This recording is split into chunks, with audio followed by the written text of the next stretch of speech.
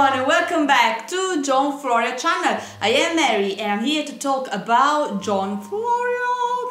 In the past videos I started talking about Florio's connection with Shakespeare and the possibility that they may have collaborated during their long career. A play taken into consideration to analyze this possible collaborative role of John Florio in Shakespeare's plays is Florio'S Lost. Now, Florio'S Lost has been described a problematic play. Why? Because it doesn't have a definite source. It has been suggested that it has influence of Sidney, John Florio's dear friend and patron of Giordano Bruno, maybe a bit of John Lyly, John Florio's friend and student at Oxford. But unlike other Shakespeare's plays, in which we know a little more about the sources used by the bard, for Florio'S Lost, it is generally believed that it has no particular literary source.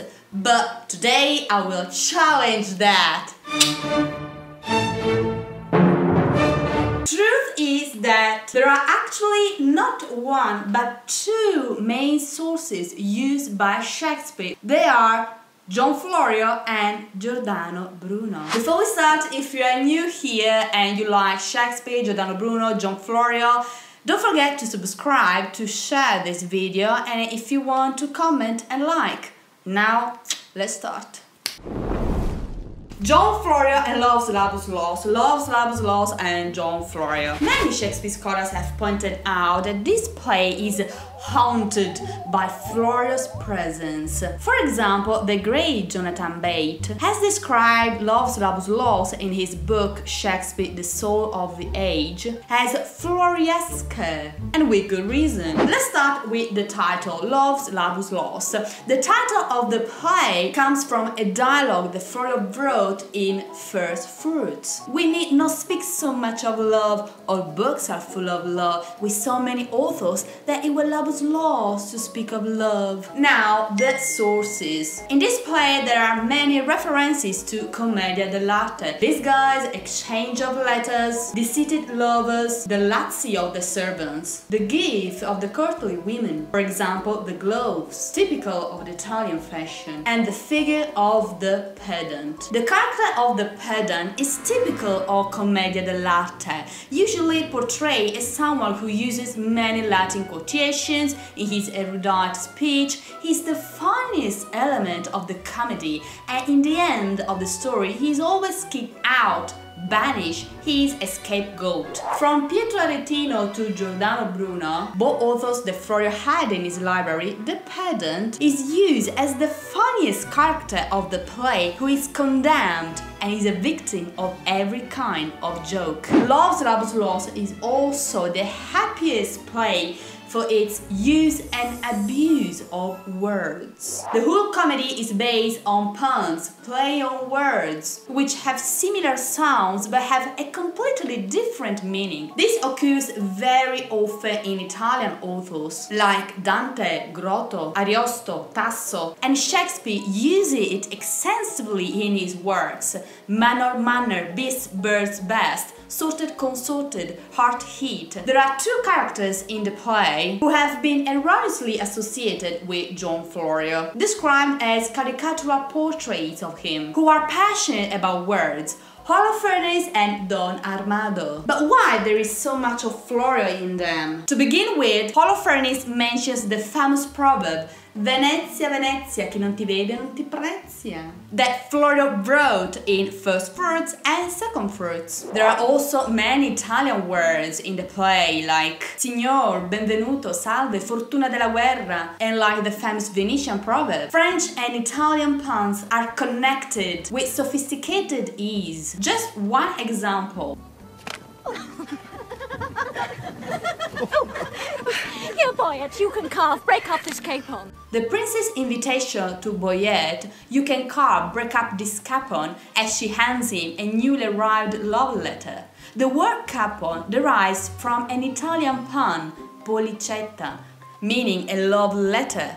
To carve means to flirt or make a gesture with a little finger, This appears to have had erotic significance in fashionable circles. The capon pun means nothing in English, so it appears to have come across in translation a joke for Italian speakers, not for English readers to grasp.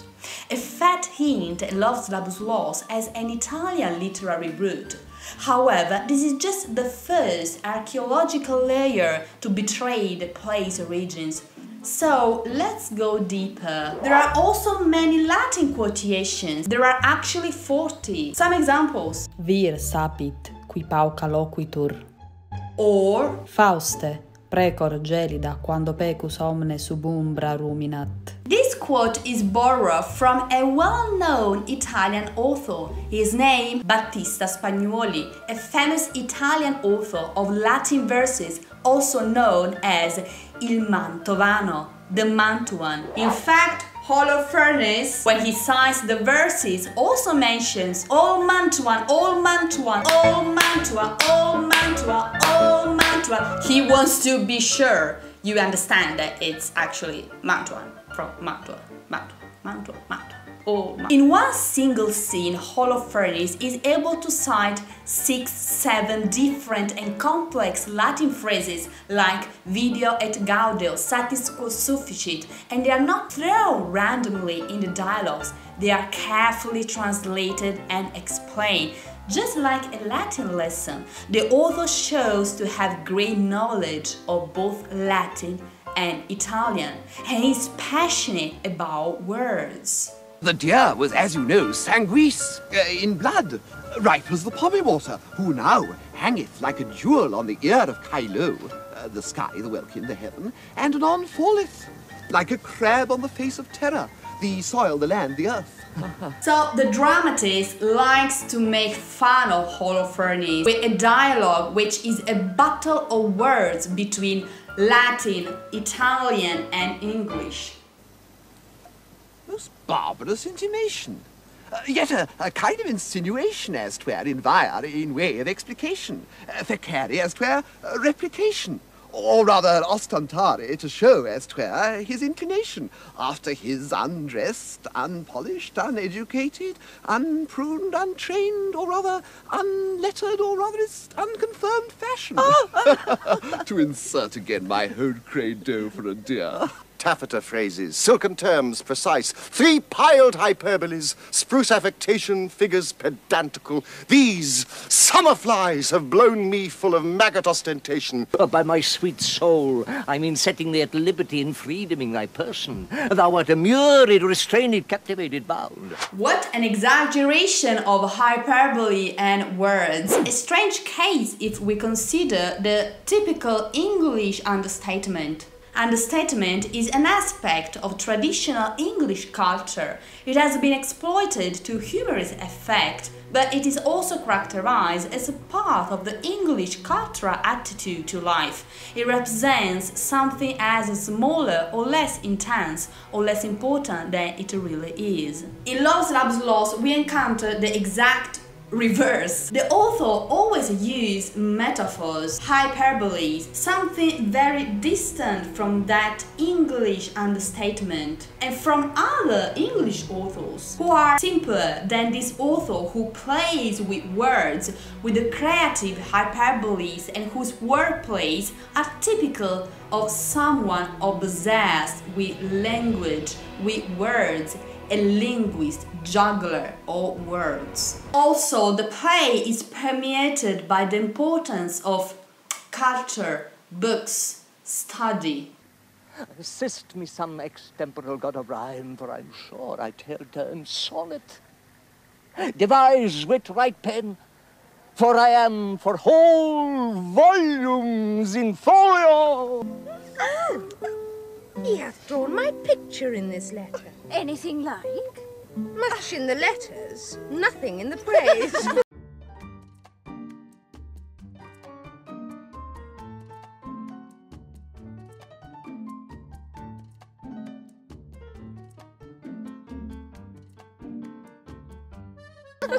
But, Catherine, what was sent to you from fair domain?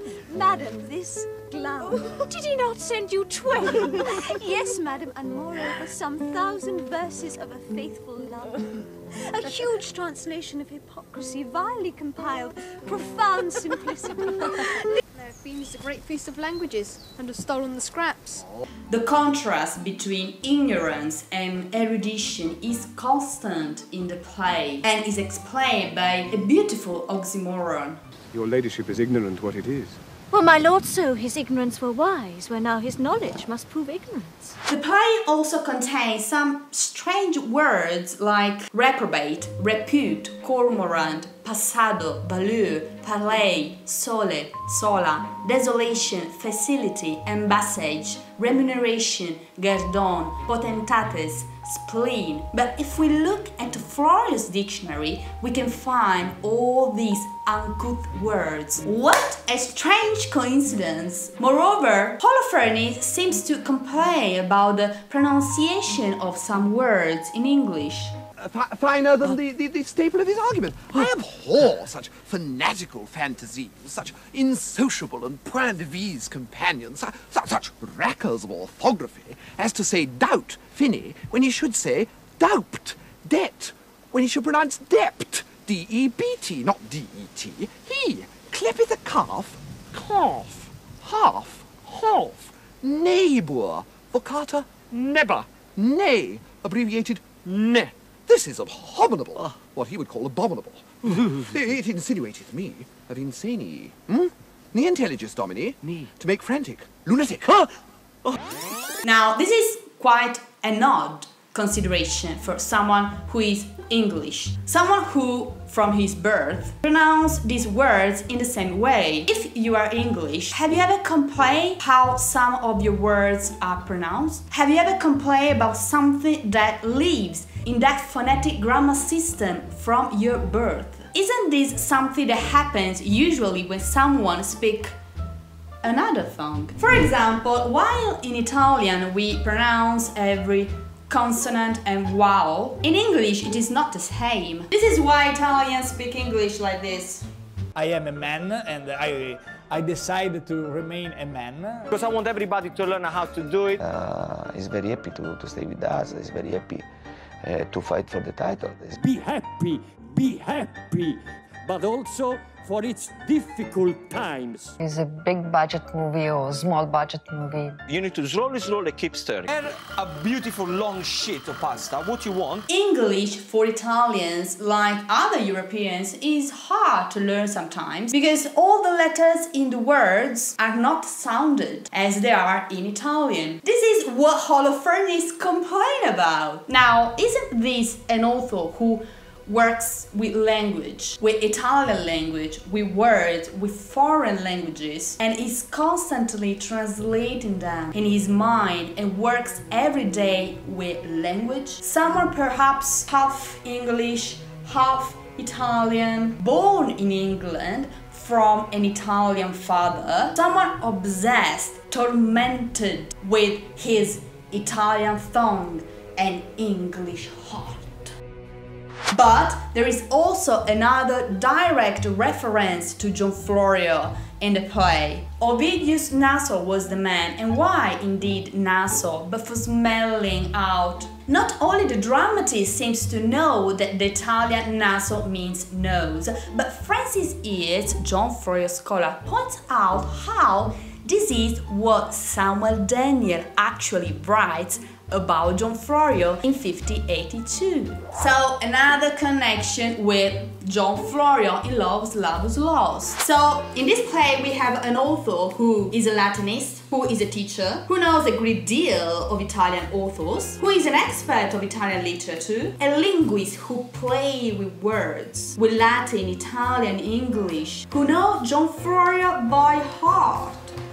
And this is not over. Don Armado too, like John Florio, loves proverbs and every kind of Italianate Spanish euphuistic device in his own writings, and he too has been compared to John Florio. He is described as a man in all the world's new fashion planted, that a mint of phrases in his brain, in high-born words, the worth of many a night lost in the world's debate. A man of 5 new words. So Don Armado, like John Florio, is an engineer of words. Like his dictionaries testify a word of words and Queen Anna's new word of words. So these two characters, Holofernes, Don Armado, like the whole play, have a lot in common with John Florio. So Don Armado and Holofernes are not caricatural portraits of John Florio. They have his word, his life, his fingerprints. Florio is playing with them. Moreover, in the play there is another reference that comes from John Florio. It's the Petrarchan and anti-Petrarchan argument in the play that we find in the last dialogue of Second Fruits. In this work, Second Fruit, John Florio, influenced by Philip Sidney and Giordano Bruno degli Eroici Furori, writes a long dramatic dialogue in which his characters discuss about love, creating two factions, Petrarchists and anti-Petrarchists. And he writes about love, women and sonnets. All these topics are present in Laus Labus Laus and in the same writing style. This important connection was discovered by Frances Amelia Yeats, who dedicated more than 20 pages in her book about the similarities between Florio's Second Fruits and the topics discussed in Laus Labus Laus. The cornerstone of the play is the great scene in which the men come in one by one and read their sonnets, whilst the mocking-bee roan is concealed in a tree and overhears them all. He then makes the anti-Petrarchist point that the abject worship of women as goddesses is idolatrous. This is also borrowed from Florio's dialogue of pro-love and anti-love that was undoubtedly used for this play. The dialogues includes memories not only of Giordano Bruno and the years at the French embassy, but also of Philip Sidney, Florio's dear friend and patron of Bruno. To understand this dialogue in Second Fruits, as well as these topics in Laus Labus Laus, some knowledge of Astrophel and Stella, as well as of the Eroici Furori, is necessary. So the source of Laus Labus Laus is Florio's writing style that we find in the characters of the play, like Holofernes and Don Armado, and the topics of his work too, like First Fruits and Second Fruits. There are also references to his life, his friends, like Samuel Daniel, Giordano Bruno and Philip Sidney. That's quite a lot of stuff for just one play. Further references in terms of style and language related to John Florio have brought scholars to describe the comedy as haunted by his presence. But this is not over! Because there is another source used in the play that is explained through John Florio, and that source is Giordano Bruno! In the next video I will show you all the references to his works in the play. The School of Nights, the Stars, the Art of Memory, and how the plot of Laus Labus Laus is borrowed from Giordano Bruno's first and last comedy, Il Candelaio. Stay resolute. Bye!